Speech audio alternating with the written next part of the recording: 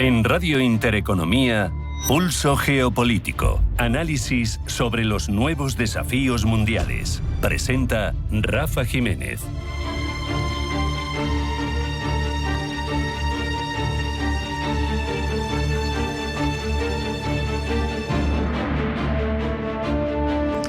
Bienvenidos a Pulso Geopolítico. Habitamos dentro de un orden internacional que se está rehaciendo ante nuestros ojos y lo hace a una velocidad que las instituciones no están preparadas para gestionar y que los ciudadanos apenas tenemos tiempo de asimilar entre sacudida y sacudida. Una señal de este fenómeno sin duda es la tremenda apuesta por el rearme que vive la comunidad internacional. Es algo concreto, no son solo palabras, es algo material, tiene presupuesto, no es retórica.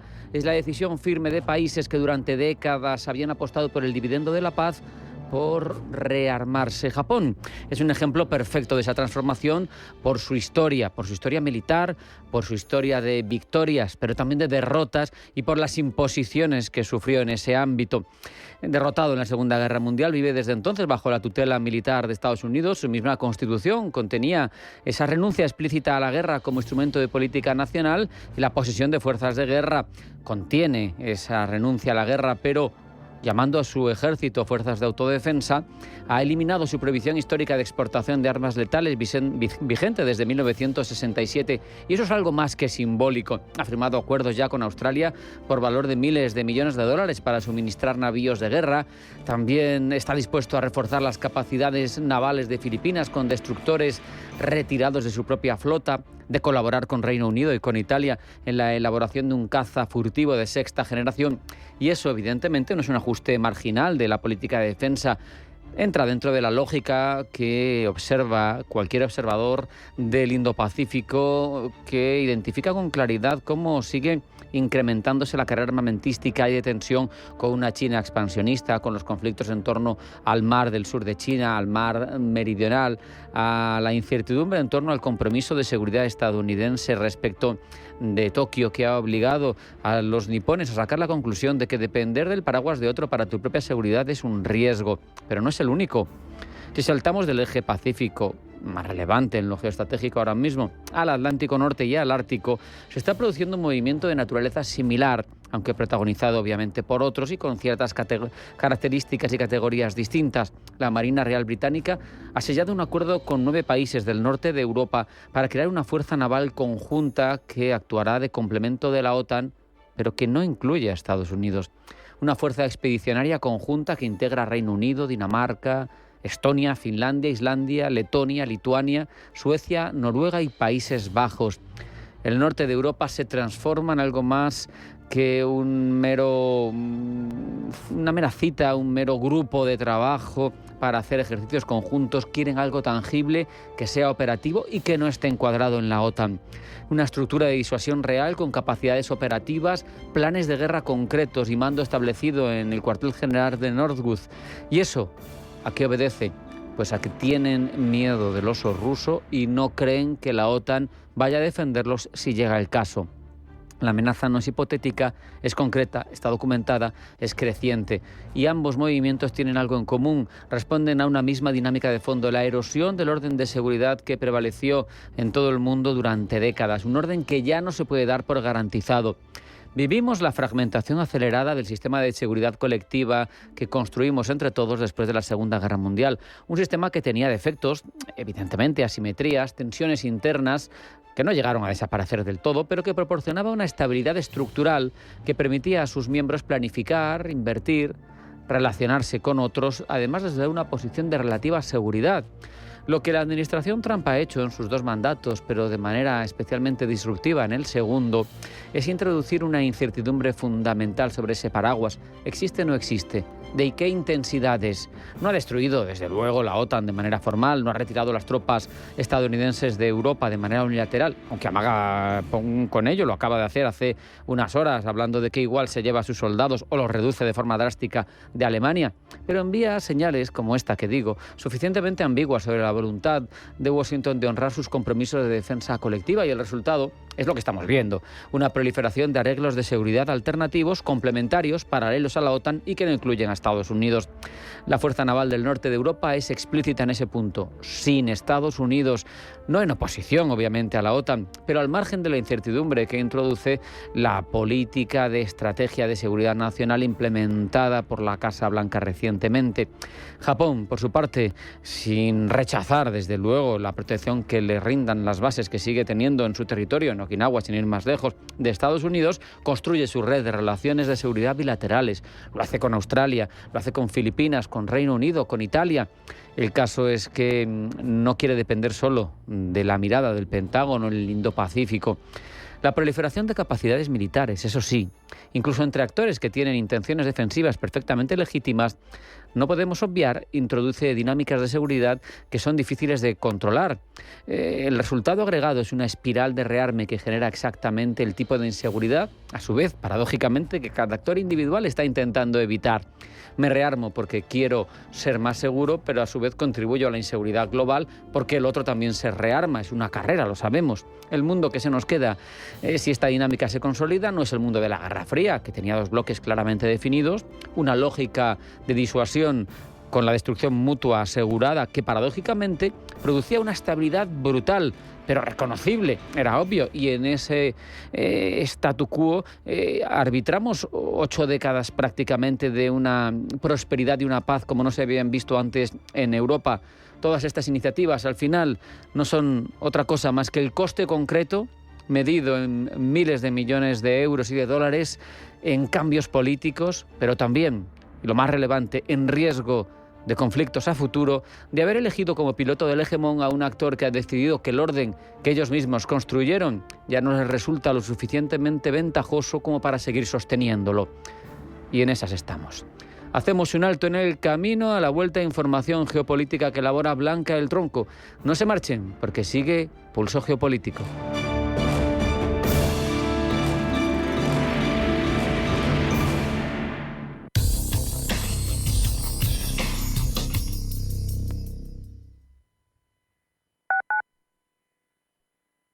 Si te piden dinero o datos con prisa, algo no cuadra.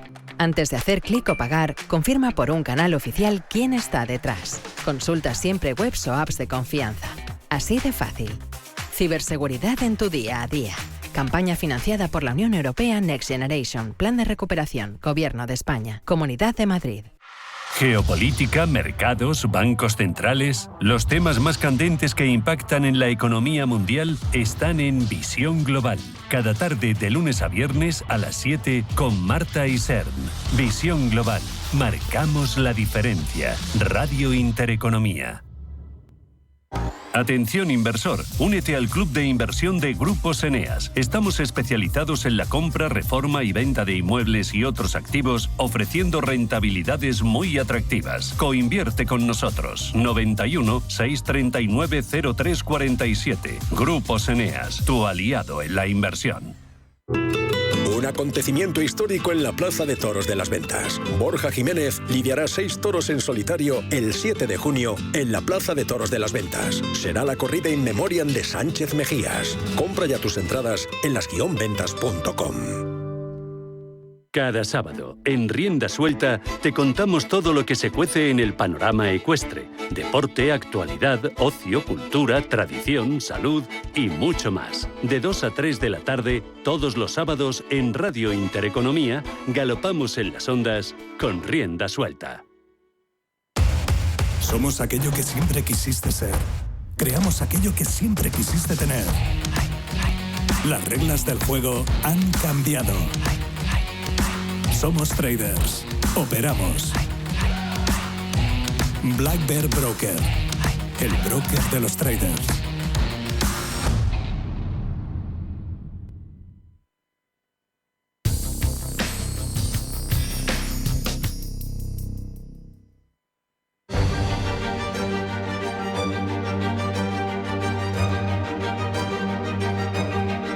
En Radio Intereconomía, Pulso Geopolítico. Presenta Rafa Jiménez.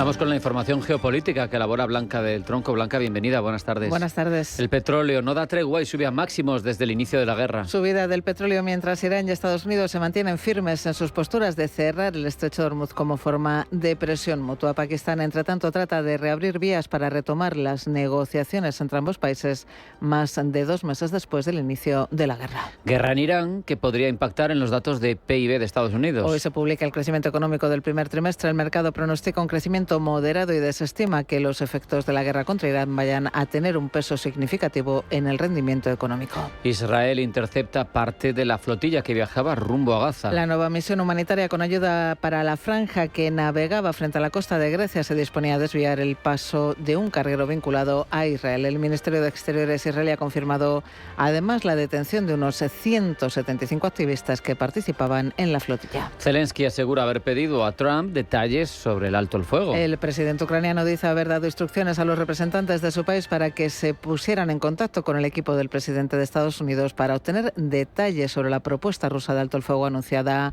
ayer. Zelensky quiere averiguar exactamente qué discutieron en su llamada telefónica Trump y Vladimir Putin. Nuestra propuesta, dice el presidente ucraniano, es un alto el fuego a largo plazo que garantice una seguridad fiable para las personas y una paz duradera. Y Estados Unidos reanuda los vuelos directos a Venezuela. Vuelos suspendidos desde 2019 hoy se reanudan con el primer viaje de American Airlines entre Caracas y Miami, hogar de la mayor diáspora venezolana en el país norteamericano, lo que refleja el creciente acercamiento de ambos países. En paralelo, funcionarios de la Casa Blanca viajan a Venezuela para avanzar en acuerdos de energía y minería en el marco de la reanudación de las relaciones diplomáticas y comerciales entre Washington y Caracas. Termina el viaje de los reyes Carlos y Camila a Estados Unidos. Viaje que termina tras 4 días de visita.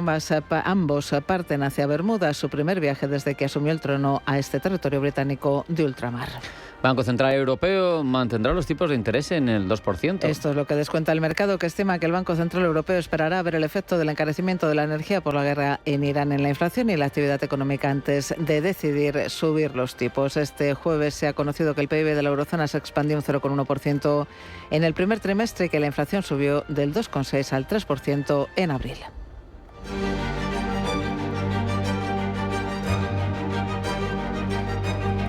Ampliemos ya estas informaciones, Blanca. Han pasado ya 3 semanas desde que Donald Trump anunció un alto el fuego en la guerra entre Estados Unidos y Irán, pero las negociaciones siguen sin avanzar. Es más, el conflicto entra ahora en una fase de más tensión tras informes de que Estados Unidos evalúa opciones militares para Irán. Rubén Gil.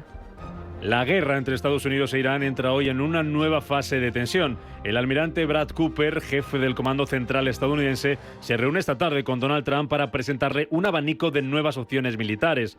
La misma dinámica que precedió al inicio del conflicto el pasado 28 de febrero. Los planes sobre la mesa, según informa Axios, incluyen una oleada de ataques corta pero intensa contra infraestructuras iraníes, una operación para tomar el control de partes del estrecho de Hormuz y la más arriesgada, una misión de fuerzas especiales dirigida a hacerse con las reservas de uranio altamente enriquecido de Irán. Trump por ahora sigue apostando por el bloqueo naval como principal palanca de presión, pero si Teherán no hace concesiones, las alternativas están sobre la mesa. Y todo ello gira alrededor de un punto geográfico con enorme peso estratégico, el estrecho de Hormuz. Desde el inicio del conflicto, Irán lo tiene prácticamente cerrado. El resultado, un barril de Brent que se sitúa en máximos desde el inicio de la guerra. Trump, fiel a su estilo, no ha dejado pasar la ocasión, además, de rebautizar el estrecho como el estrecho de Trump. Más allá de la anécdota, esto refleja la intención de Washington de presentarse como el garante del tráfico marítimo en la zona. En ese contexto llegó ayer la llamada entre Trump y Putin, una conversación de más de hora y media que ambos líderes calificaron de excelente. El presidente ruso ofreció la mediación de Moscú para resolver la cuestión del uranio enriquecido iraní. Trump le respondió que prefería que Rusia pusiera su energía en acabar con la guerra de Ucrania. El Kremlin, por su parte, respaldó la extensión del alto el fuego con Irán, pero advirtió con claridad: cualquier operación terrestre sería completamente inaceptable y peligrosa. Mientras tanto, las negociaciones siguen sin avanzar. Irán propone reabrir Hormuz y dejar el programa nuclear para más adelante. Washington rechaza separar ambas cuestiones y en el Congreso estadounidense los senadores republicanos presionan a la Casa Blanca para que solicite formalmente la autorización de guerra antes de que expire el plazo legal. 9 semanas de conflicto, 3 de alto al fuego y la salida diplomática sigue sin aparecer. desaparecer. De 20 millones de barriles de petróleo al día, 3 millones. El bloqueo de Hormuz ha paralizado casi un 25% del suministro de oro crudo al mundo entero. La Agencia Internacional para la Energía estima que en casi 2 meses se puede haber interrumpido el suministro de 800 millones de barriles. Los países del Golfo no han hecho oídos sordos a este estrago para sus economías y ya están encontrando vías alternativas. ¿Cuáles son, Roberto Sol?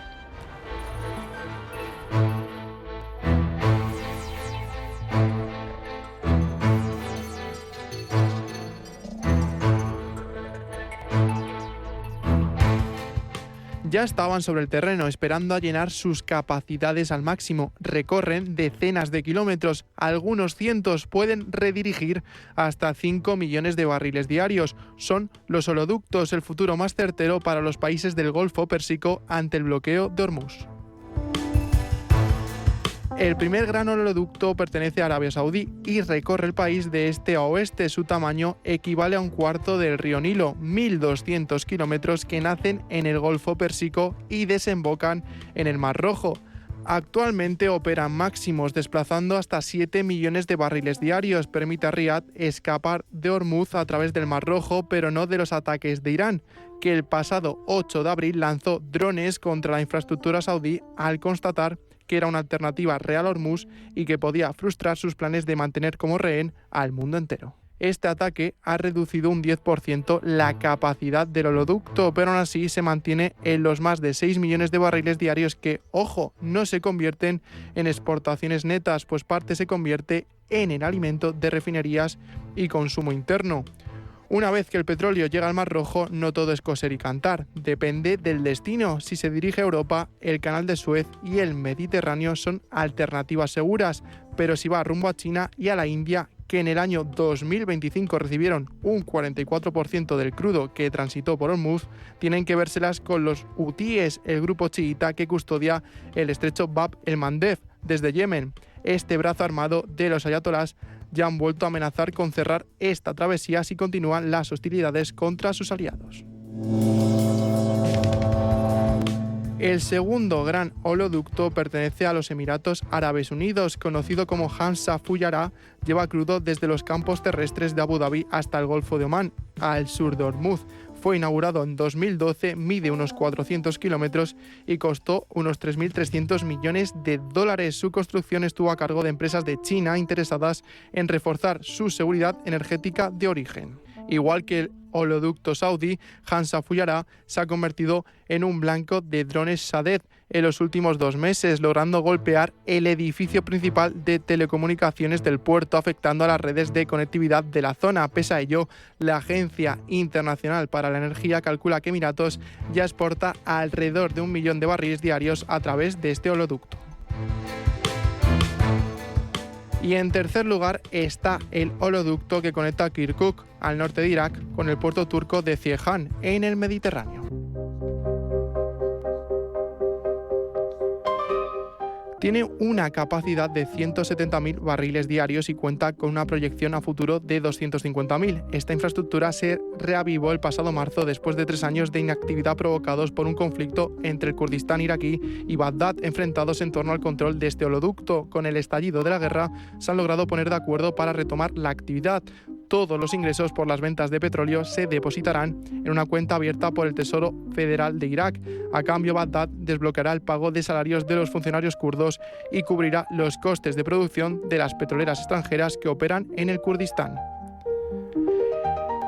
En el otro lado de la imagen está Turquía, que con este oleoducto puede seguir aumentando su control sobre el petróleo y convertirse en ese hub energético que aspira a ser. Con el puerto de Ceyhan conecta el crudo de Irak y el Caspio con el Mediterráneo y aumenta su peso estratégico, tarifas, influencia sobre Irak, relevancia ante Europa y capacidad para presentarse como alternativa a rutas marítimas inseguras. Como vemos, los oleoductos constituyen una alternativa real que no solo mueve petróleo a mansalva, sino que mueve intereses que giran en torno a la independencia y el poder de influencia. Por eso, de cara al futuro, ya hay esbozados diversos proyectos que podrían catapultar el uso de oleoductos frente a Hormuz y explotar al máximo las economías del Golfo antes de que sigan diversificando sus economías al ritmo de la transición energética.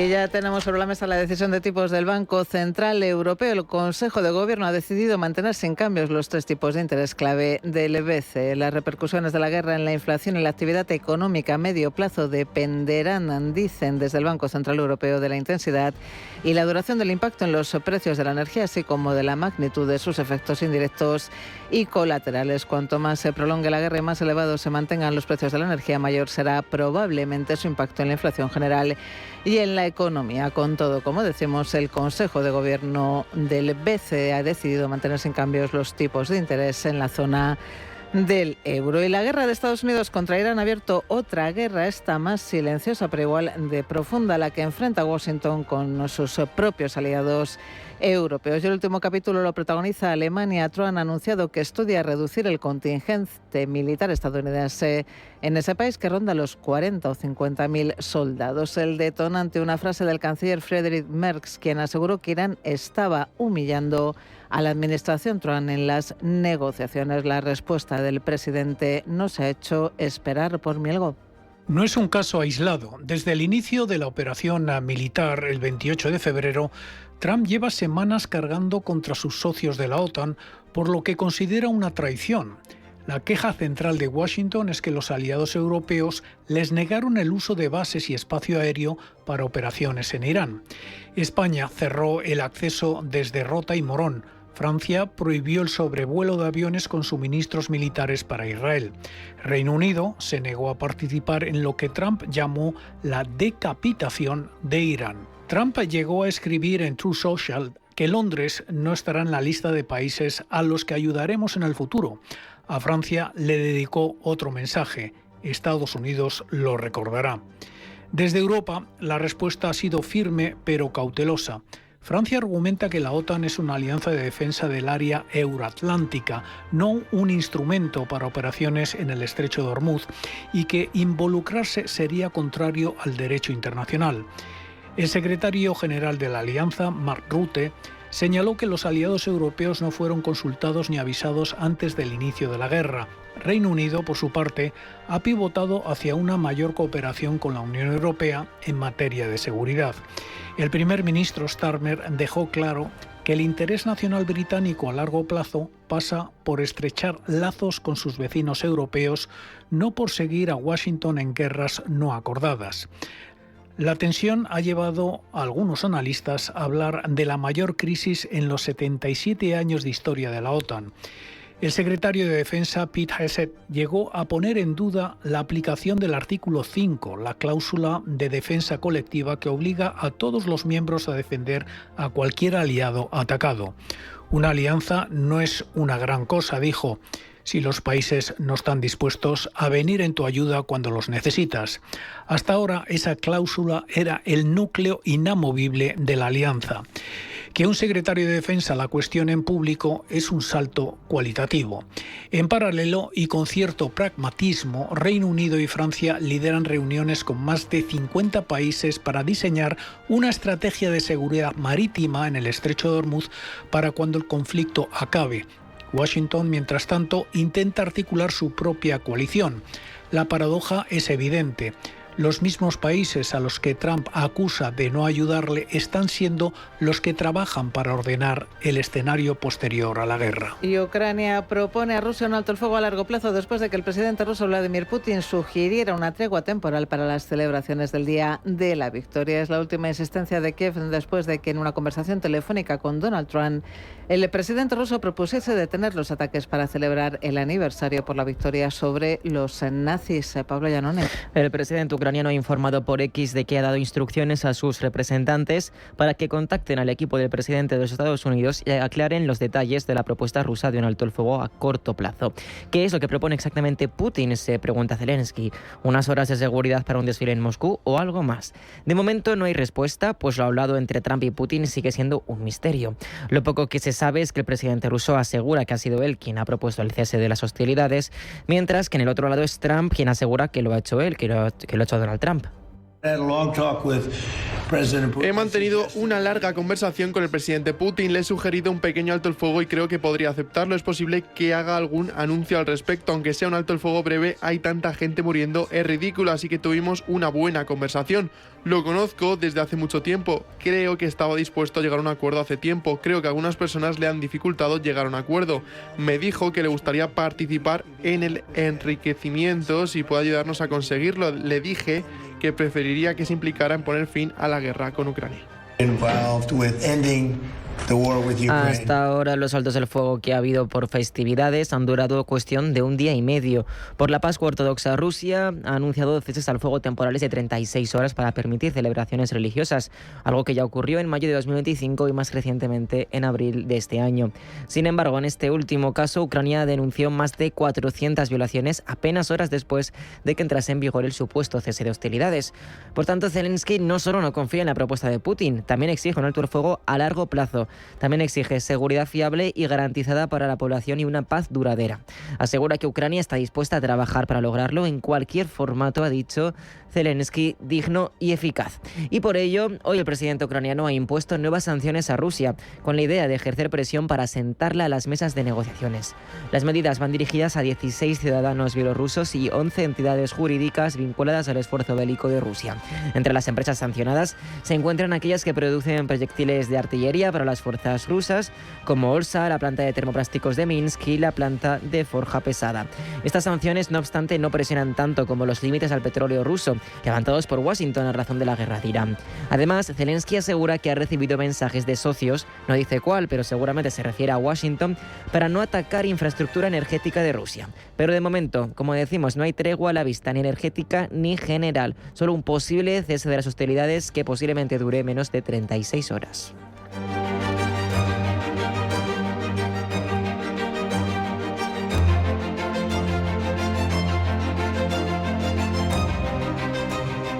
En Radio Intereconomía, Pulso Geopolítico.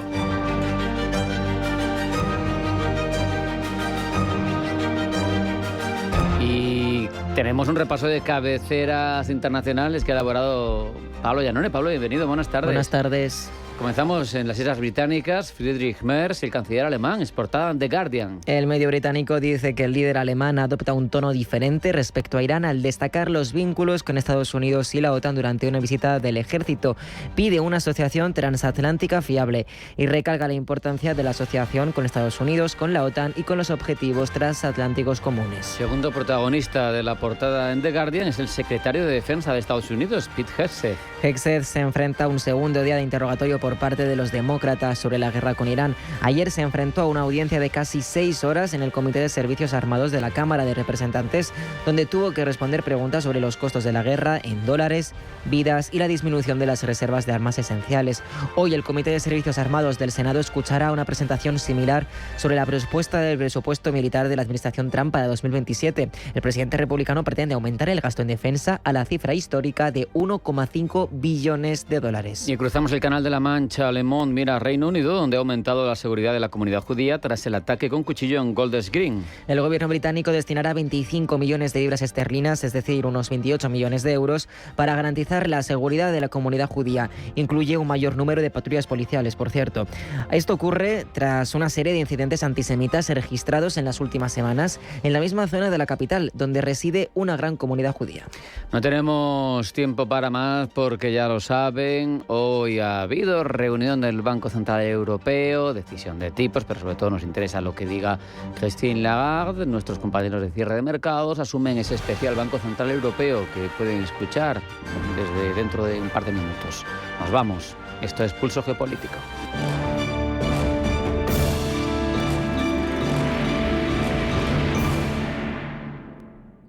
España va a ser el país más longevo del mundo. La cuestión es cómo vamos a vivir esos años de más. No nos vamos a conformar solo con cumplir años, queremos vivirlos al máximo. Y para eso, Asisa presenta Bienvejecer. Cuidarse hoy para vivir mejor mañana. Descúbrelo en bienvejecer.es. Asisa, mejor así. Empresa colaboradora de Teatro Real cerca de ti. Detenerse a escuchar. Patatas con chorizo. Compartir. El vino de Rioja. Hacienda López de Haro. La buena vida. Los viernes a las 10 de la noche nos visita un gato, el Gato Gourmet. En Radio Intereconomía, Andrés Sánchez Magro presenta una guía semanal gastronómica, enológica, de restaurantes, literaria, musical y con todos aquellos ingredientes para cocinar la buena vida. El Gato Gourmet, los viernes a las 10 de la noche en Radio Intereconomía. Radio Intereconomía, la radio de los negocios para estar bien informado. Eres lo que escuchas.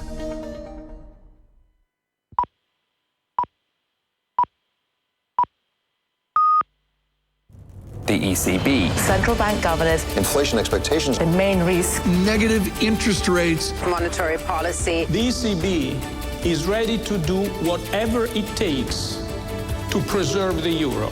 And believe me, it will be enough. The euro does not belong to the ECB, however well it serves it. It belongs to them, to the people of Europe.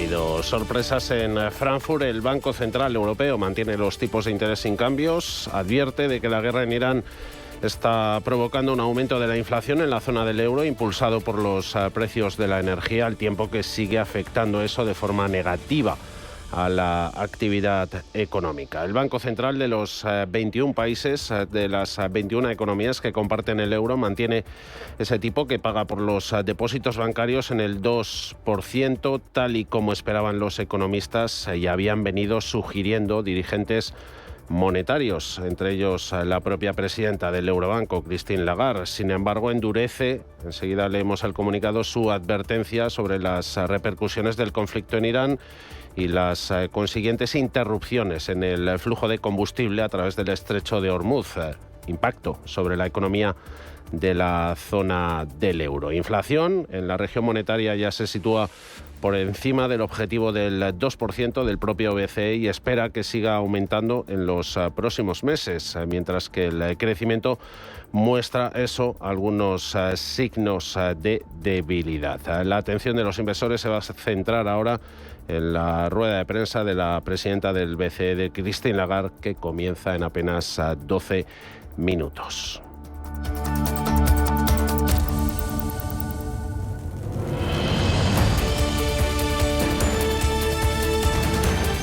Que mantiene sin cambios esos tipos de interés, los precios del dinero. Gemma González, buenas tardes. Buenas tardes, Javier. Lo primero que dice el comunicado. Pues comienza ese comunicado diciendo que el Consejo de Gobierno ha decidido este jueves mantener sin cambios los 3 tipos de interés clave del Banco Central Europeo. Aunque la información recibida coincide en general con la evaluación previa del Consejo de Gobierno sobre las perspectivas de inflación, los riesgos al alza para la inflación y los riesgos a la baja para el crecimiento, reconocen que se han intensificado. Recuerda el Consejo de Gobierno que sigue comprometido a establecer una política monetaria que garantice la estabilidad estabilización de la inflación en ese objetivo del 2% a medio plazo. La guerra en Oriente Medio, y aquí empezamos a hablar del conflicto, reconoce el Banco Central Europeo que ha provocado un fuerte aumento de los precios de la energía, que está impulsando la inflación y afectando negativamente a la confianza económica. Las repercusiones de la guerra en la inflación y en la actividad económica a medio plazo dependerán de la intensidad y de la duración del impacto en los precios de la energía, así como de la magnitud de sus efectos indirectos y colaterales. Es decir, que cuanto más se prolongue la guerra y más elevados se mantengan los precios de la energía, mayor será probablemente su impacto en la inflación general y en la economía. No obstante, dice el Consejo de Gobierno, el Banco Central Europeo se mantiene en buena posición para afrontar la incertidumbre actual. Un Consejo de Gobierno que supervisará atentamente la situación y que irá adoptando un enfoque basado en datos y adaptado a cada reunión para determinar la postura de política monetaria más adecuada. Ese rápido enfriamiento del crecimiento económico, claro, plantea un dilema. Un BCE que necesita combatir la inflación, pero cualquier endurecimiento de la política monetaria corre el riesgo de lastrar un crecimiento ya frágil, lo que aumenta el riesgo de empujar a la zona del euro a una recesión. De hecho, toda una serie de encuestas realizadas esta semana han mostrado que la confianza empresarial, por ejemplo, está cayendo más rápido de lo previsto. El sector de los servicios se está deteriorando, los beneficios empresariales están cayendo, exportaciones siguen sufriendo las consecuencias de los aranceles y los bancos planean restringir el acceso de las empresas al crédito. Pero esas mismas encuestas, esos mismos sondeos han mostrado que tanto los consumidores como las empresas esperan y con claridad que la inflación se acelere. Antes del primer análisis vemos si hay alguna repercusión en los mercados. Tuvimos un primer tramo de caídas en las bolsas, de la mano de las subidas en los precios del petróleo. Luego estos se vinieron abajo. Mirando la escena geopolítica, sigue ahora mismo IBEX 35 subiendo un 0,15%, 17.669 puntos. Eurostoxx con avance del 0,49 en los 5.845 puntos. En otros activos miramos renta fija, miramos bonos. Está el Bund alemán cayendo en rendimiento 3,06%, italiano en el 3,89, también a la baja. La TIR del español en el 3,52. En Forex, mercado de divisas, euros ha venido un poquito abajo, 1,1698. Tenemos el par, aún así se aprecia la moneda única, un 0,18% en su cruce contra dólar. Pues quedan poquito menos de 8 minutos para que veamos en pantalla a la presidenta del Banco Central Europeo, Christine Lagarde, y la que va a ser también la última rueda de prensa que ofrezca su número 2, el español Luis de Guindos. Habrá muchas preguntas por parte de los periodistas económicos desplazados allí a Frankfurt, pero también nosotros buscamos más opiniones de los expertos y, como todos los especiales del Banco Central Europeo, saludamos a José Basagoiti, economista, CEO y fundador de Trading Pro. José, buenas tardes. Muy buenas tardes, Gemma, Javier, ¿cómo estamos? Bien, hola, ¿qué tal José? ¿Estás tú? ¿Todo bien? Muy bien, a punto de coger puente, así que ya con el último análisis de la semana. A puntito de coger puente, pero antes de coger ese puente vamos a dejar los deberes bien hechos. Otra vez no ha habido sorpresas por parte del Banco Central Europeo. Sí que advierte y avisa de que los riesgos se han intensificado, al alza la inflación, a la baja el crecimiento. Da la sensación de que Frankfurt no quiere subir tipos, aunque debería. Bueno, pues ha mantenido los tipos en ese 2%, la tasa de depósito, ¿no? No olvidemos que esto es a lo que remunera, ¿no?, el Banco Central, ese exceso de reservas de los bancos.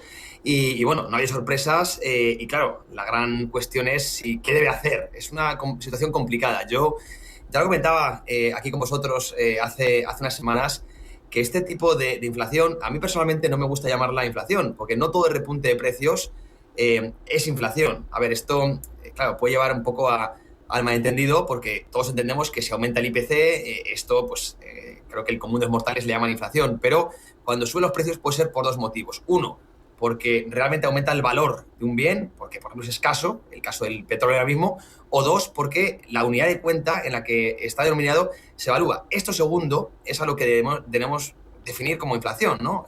Es un fenómeno monetario. Entonces, actualmente estamos ante ese shock de oferta, esa escasez energética, ante lo cual la política monetaria no puede hacer absolutamente nada. Es decir, no se puede imprimir petróleo. Esto lo tenemos que entender todos, ¿no? Entonces, realmente que el Banco Central al final suba los tipos de interés para controlar esta subida de precios, no esta inflación, lo que va a provocar realmente es una recesión, una caída de demanda para maquillar una subida de precios con la que no puede combatir. Yo creo que ha hecho bien realmente en no mostrar su guidance. Eso, por ejemplo, decía Kevin Warsh recientemente, ¿no? Que quería acabar con eso de las expectativas, que no le hacía ningún bien al Banco Central. Y creo que está bien que ahora mismo no se deje claro la agenda, porque es una situación complicada. Las expectativas, además, se pueden malentender. Desde mi punto de vista, lo sano y lo saludable es mantenerse de momento parado, es decir, ni bajar ni subir tipos de interés, ver un poco cómo se desenvuelve, ¿no?, todo este conflicto en Oriente Medio, y ya una vez tengamos claro el desenlace, pues actuar, desde luego no con subida y quizás no con bajadas, pero creo que endurecer a la política monetaria, como algunos analistas están pues al final comentando, sea un error desde mi punto de vista que ya cometieron en el año 2008 y no olvidemos a dónde llevó la economía. Así que espero que no lo repitan y que el Banco Central tenga algo de memoria. Si no actúa Banco Central Europeo, José, por obra, veremos si por omisión puede hacerlo de palabra. ¿Debe dar mensaje contundente Christine Lagarde para quitar esos miedos, esos temores a la inflación? Pues efectivamente, has comentado que bueno, pues quizá con expectativas, ¿no? Pueda al final controlar un poco el mercado. Creo que ayer vimos a un Powell hawkish, creo que íbamos a ver a una Christine Lagarde también algo hawkish, porque el mercado tiene que creer en el Banco Central, ¿no? Entonces, ahora la mejor herramienta que pueden tener no es subir tipos de interés, sino por lo menos hacer creer al mercado que, oye, están para parar la inflación y que sigue siendo su objetivo primordial. Pero como digo, efectivamente, será de las últimas veces que la Banca Central use esta herramienta, porque el guidance, ya sabemos, el forward guidance que se llama, que es con todas las expectativas, tiene los días contados. Los días contados también me parece que los tiene. Luego hablaremos, si quieres, si podemos hacer un balance de lo que ha sido la figura de Luis de Guindos como vicepresidente del Banco Central Europeo.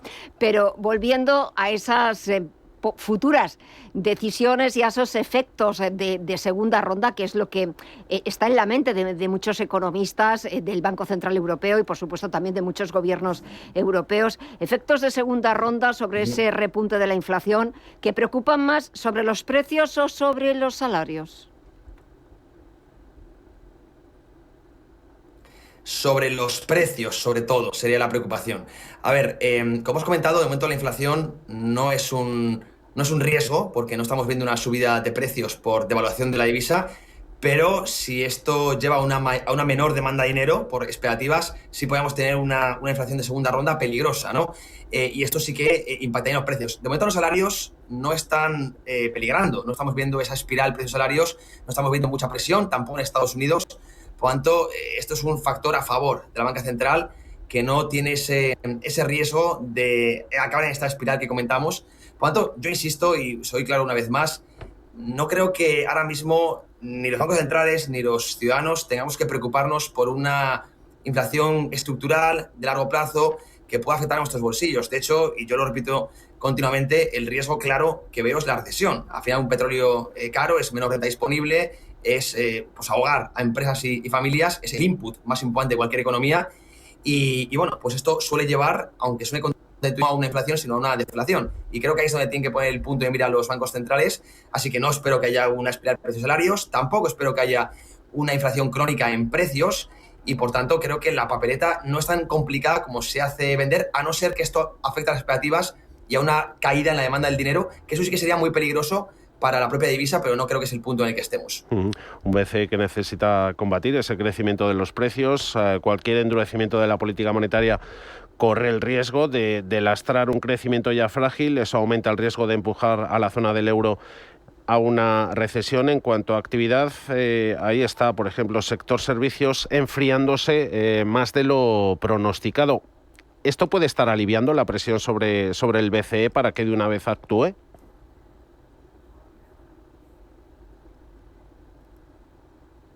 José. Sí, de hecho ya estamos en esta inflación, ¿no? Estabas comentando... Vale, sí, perdona, que decía que ya estábamos realmente en esta inflación, no es algo que que sea una expectativa de futuro. Esta inflación es recesión o A ver si creo que ahora creo que me escucháis. Sí, no sé perfecto. Vamos a ver. Te tenemos, José. No sé si nos escuchas bien. A ver, parece que estamos teniendo algún problema. No nos debe estar escuchando. Porque no nos escucha. Pero nos hemos quedado, Gema, con el mensaje que nos deja José Basagoiti, economista CEO y fundador de Trading Pro. Se me ha olvidado preguntarle, porque claro, lo estábamos comentando como la reunión de hoy es la última que va a estar Luis de Guindos como vicepresidente del Banco Central Europeo, ya tiene su sustituto, y un poco preguntarle, hacer balance de la figura de Guindos como vicepresidente del Banco Central Europeo, que en principio, por lo que le hemos ido siguiendo cuando hemos hecho especiales y las ruedas de prensa, bueno, pues la figura de Guindos, pues quizás ha pasado un poco pues sin pena ni gloria por el Banco Central Europeo. Es verdad que pues son cargos políticos, y un poco también en esa posibilidad de quién pueda ser su sucesor se nombraba y aparecía en las quinielas Pablo Hernández de Cos, que fue gobernador del Banco de España. Un Luis de Guindos que en sus últimas manifestaciones se había mostrado a actuar con cautela. Lo debería hacer a su juicio el Banco Central Europeo a la hora de fijar los tipos de interés, dada esa gran incertidumbre asociada a la guerra en Irán. Han sido, por ejemplo, sus últimos comentarios los de pedir cautela, señalando que el BCE debería centrarse en si el encarecimiento del petróleo y el gas está provocando subidas en otros precios. No hacía más que replicar Luis de Guindos declaraciones de otros colegas al afirmar que esos precios de la energía se situaban actualmente entre las proyecciones de referencia del Banco Central Europeo, que solo prevén ese aumento temporal de la inflación y un escenario adverso con repercusiones más amplias y más duraderas en el tiempo. Sí, exactamente, porque hablaban varios miembros del Consejo de Gobierno. Hemos oído esta semana desde el francés François Villeroy al estonio, al lituano, hablar, bueno, pues poner encima de la mesa cómo de momento el Banco Central Europeo está en una situación cómoda. Es algo que ha vuelto a decir ese comunicado, y que de momento se está moviendo entre ese escenario base y un escenario medio, que siguen teniendo esas proyecciones de un escenario adverso, pero igual que dice el comunicado, que todo dependerá de la duración del conflicto, de la intensidad del conflicto, para ver esas posibles repercusiones tanto en el crecimiento como en la inflación, sobre todo para ver también ese posible impacto en efectos de segunda ronda. Y bueno, hoy también, por ejemplo, teníamos Banco de Inglaterra, que al igual que el Banco Central Europeo ha preferido esperar, ser prudente, quizás no precipitarse, y esto también lo hablábamos hace un mes en la última reunión, de que después de lo que sucedió en 2008, pues parece que los bancos centrales prefieren ser prudentes, mantener la calma, estar dependiente de los datos que se vayan publicando, de tener más información, de tener más noticias más actualizadas para tomar una decisión y no precipitarse. Bancos centrales, el de la situación más comprometida puede que sea el japonés, ¿no? A medida que el petróleo sigue superando niveles, también aumentan los rendimientos de los bonos y esas expectativas de inflación en todo el mundo. Pocas economías avanzadas están sufriendo más que la nipona, y aún menos está tan mal preparadas para afrontarlo. Nos vamos ya a Frankfurt. Está empezando rueda de prensa. Primero exposición inicial de Christine Lagarde. Feusel. As always, we are also joined by journalists who are connected via video. When I give them the floor, they should please unmute and put on their camera. And with that, I hand over to you, President Lagarde, please. Thank you very much, Wolfgang, and good morning, afternoon, good day to all of you. The Vice President and I welcome you to our press conference.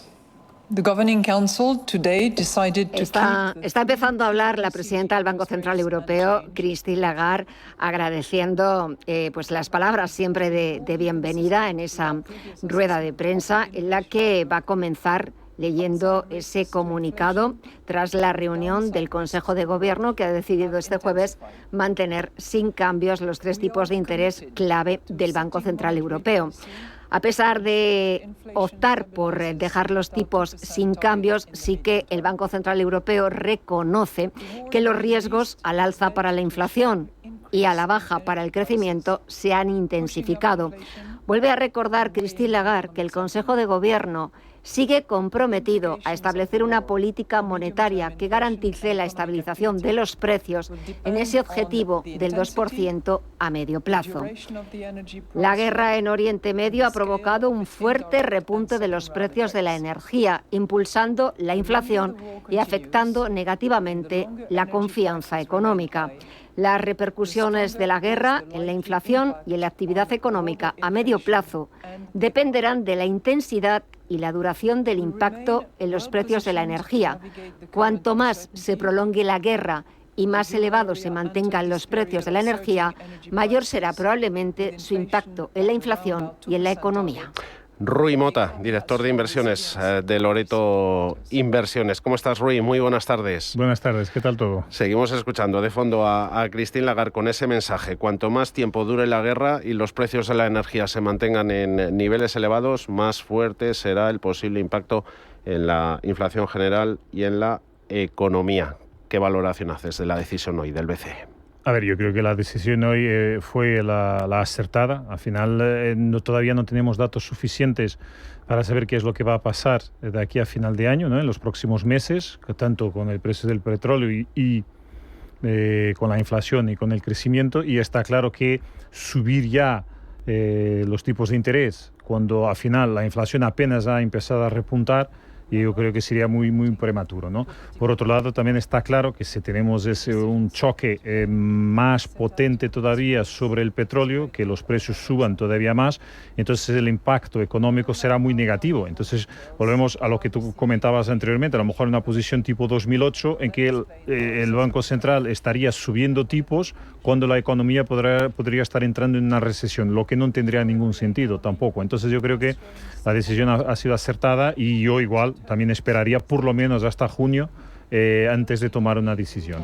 Muy buenas tardes, Rui. ¿Qué tal estás? ¿Qué tal, es un Gemma? gusto tenerte siempre aquí con Muchas nosotros, gracias. acompañándonos.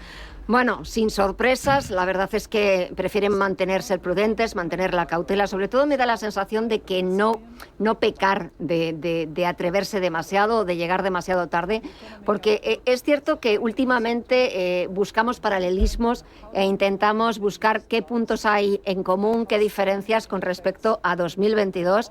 De todo deberíamos aprender, pero ¿en qué situación estamos ahora de la de 2022? ¿Qué pasó entonces? ¿Qué pasa ahora? A ver, yo creo que hay una gran diferencia, ¿no? O sea, nosotros en 2022, además de tener una amenaza de guerra en las fronteras, en las puertas de Europa, que ahora no tenemos, tuvimos un choque directo en la energía porque de repente nos íbamos a quedar sin gas, ¿no? Y eso, toda la economía del este europeo, pero principalmente Alemania, etcétera, dependerían en ese momento mucho del gas ruso, ¿no? Que venía de Rusia a través de los gasoductos. Entonces esto no es lo mismo. Está claro que seguimos dependiendo mucho del petróleo que viene de Oriente Medio, y eso nos seguirá afectando, pero el choque no es igual porque incluso cuando miramos los precios de la energía, ya sea la electricidad, el gas, el gasoil, la gasolina, lo que hemos visto de subidas no tienen comparación con lo que habíamos visto en 2022 al inicio del choque. Dicho esto, si esto se prolonga, si decimos junio, julio, agosto, o sea, 6 meses más, el choque va a ser mucho más fuerte. Porque está claro que no podemos sustituir esos 20 millones de barriles diarios que pasaban por ahí, no los podemos sustituir de hoy para mañana. Entonces, a medio plazo podremos tener un impacto parecido, ¿sí? Que eso nos llevaría a una actividad económica mucho más débil y un choque inflacionario de corto plazo. Después de medio plazo no, porque esa economía más débil también haría con que bajasen otra vez los precios, ¿no? Todo se irá viendo, ¿no? Con el paso del tiempo. Por lo menos esperar hasta junio, decías antes. Sí. ¿Puede actuar en junio, también en septiembre? Sí, los mercados que fíjate hace unos meses, antes de que empezara la guerra, descontaban que no íbamos a tener subidas este año, ahora mismo descuentan 3 subidas hasta final de año, empezando ya probablemente en la próxima reunión o en junio como tarde, empezar ya a subir los tipos. Y eso sería otra en septiembre y probablemente otra en diciembre, es lo que el mercado está descontando. Yo sinceramente creo que 3 subidas sería demasiado, porque claro, la economía del área euro, como habéis también ya comentado, subió apenas un 0,1% este primer trimestre. Seguramente el impacto será más negativo en el segundo trimestre, podremos estar cerca del 0, otra vez un 0,1, y eso quiere decir que ya estamos muy al borde de la recesión. Entonces, unas subidas muy potentes durante este año seguramente nos llevarían a un mayor problema económico.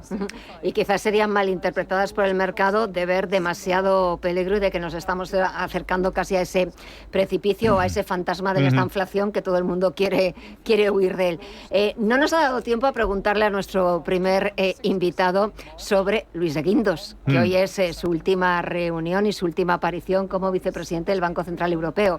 El suyo ha sido un cargo político, pero ¿qué balance harías de Luis de Guindos al frente como número 2 del Banco Central Europeo? Vamos, como has dicho tú, o sea, es más que nada un cargo político, sí. Como todos sabemos, pero yo creo que ha estado bien en su papel de número 2 del Banco Central Europeo. Ha hecho las intervenciones, yo creo que tenía que hacer, sin nunca hacer demasiada sombra a Lagarde, y yo creo que saldrá, bueno, con la misión cumplida. Para nuevas, bueno, ya veremos qué nuevos proyectos podrá tener, pero vamos, yo creo que ha estado bien, sinceramente. Yo creo que estos años con él como número 2 ha estado bien. Y sobre todo ha estado bien un español. Sin duda, eso sin dentro duda del Consejo de Gobierno del Banco Central Europeo, que ahora que ya empiezan las quinielas y empiezan nombres a posicionarse, ya se estaba barajando el de Pablo Hernández de Cos, que por cierto, hace unos días estuvo aquí Luis de Guindos en Madrid y por supuesto, claro, le preguntaban y él decía que le parecía muy buen candidato por esa experiencia que tiene Pablo Hernández de Cos, pero recordaba a todo el mundo que son decisiones políticas, que ellos no deciden. Eso es, o sea, yo creo que sería un excelente número 2 también, pero volvemos a lo mismo, sería otro español para sustituir un español. Entonces, como has dicho tú, no sé si políticamente eso es tan fácil. Porque al final no es el currículum que presentes, porque en currículum había también una encuesta que publicaba Financial Times y en currículum Pablo Hernández de Cos sale ganador por encima del alemán Joachim Nagel, pero al final el currículum no solo todo. Manda, no es todo, es verdad. Rui, nos quedan un par de minutitos. Titulares de momento que nos deja Christine Lagarde, dice que el sector empresarial está menos seguro, más incierto sobre el futuro. Comportamiento de los mercados en el presente, a corto o medio plazo, dependiendo de la política monetaria, ¿cómo les ves? Y sobre todo hilando con vuestro posicionamiento, el de Loreto Inversiones, para empezar en renta variable. Fíjate, yo creo que el mercado de renta variable, como sabéis, está otra vez en máximos históricos, aunque estamos metidos en todo este problema. Y eso también, por un lado, porque se esperaba estas últimas semanas que llegáramos a alguna resolución entre Irán y Estados Unidos, que todavía no hemos llegado, pero también muy apoyado por los resultados de las empresas del primer trimestre. O sea, tanto en Estados Unidos como en Europa, lo que hemos visto es que las empresas están presentando muy buenos resultados y además las revisiones de resultados, que algunos esperarían que fuesen a la baja con toda esta incertidumbre que mencionaste tú, no, al revés, están siendo cada vez hacia arriba, más hacia arriba. Y principalmente en Estados Unidos, han sido revisadas muy hacia arriba estas últimas semanas. Entonces yo creo que el mercado está aguantando bien por eso. Nosotros seguimos optimistas en renta variable, incluso hemos aprovechado esta crisis para incrementar nuestra exposición y seguimos pensando que a medio plazo, hasta de aquí a final de año, la renta variable debería ser mejor. Dicho esto, estamos siempre muy conscientes de que esto puede cambiar de un día al otro. O sea, si no se encuentra una resolución para este problema del estrecho en el próximo mes, ahí sí cambiaríamos totalmente nuestra visión y nos pondríamos más conservadores. Pero por ahora, de momento, estamos bastante optimistas. Como dice el Banco Central Europeo, data dependiente, eso, ¿verdad? Vamos a ver cómo va evolucionando la situación geopolítica. De momento, el Banco Central Europeo ha tenido que reconocerlo, que los riesgos se han intensificado y nada, simplemente ya estamos a punto de despedir este especial del Banco Central Europeo, dándote las gracias, como siempre, Rui Mota, de Loreto Inversiones, de haberte acercado y habernos dado tu opinión y tu valoración sobre esta reunión del Banco Central Europeo. Hasta pronto. Hasta pronto. Adiós.